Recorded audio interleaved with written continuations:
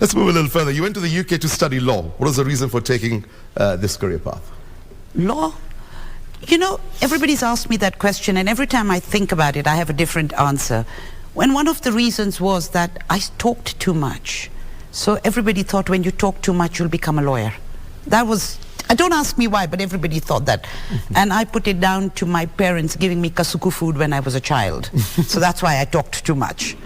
But it was, and I guess I had certain people who I knew, who I'd seen being lawyers, and they inspired me. So, and in that, like I'm talking about the early 80s, it was either being a lawyer, a doctor, an architect, or, you know, so there was nothing like the what stereotypical yes. parent's dream.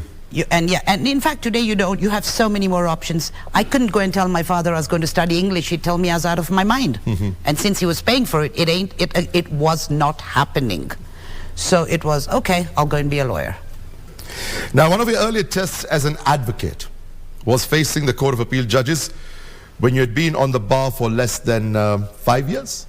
And the environment could be intimidating back then. Tell us about this moment in your career and what impact it had on you as a lawyer. Well, one of my first appearances was within 3 months of being admitted as an advocate when I went to the Court of Appeal.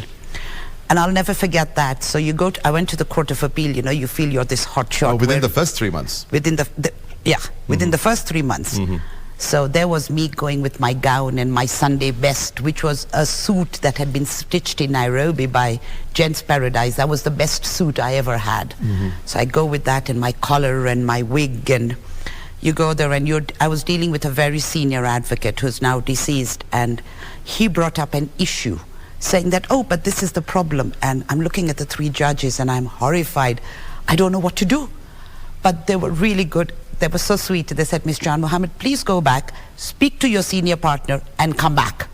They actually gave me half an hour, and because our offices were at Old Mutual, which was on Kimathi Street, and the High Court was where the Court of Appeal is, where the Supreme Court is now, I rushed across, came back, got instructions.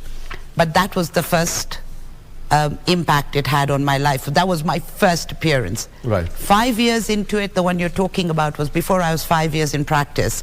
The Court of Appeal, I had a run-in with a lawyer, and they said, and the Court of Appeal have put down that I was an advocate of impeccable record. So that was within 5 years of practice.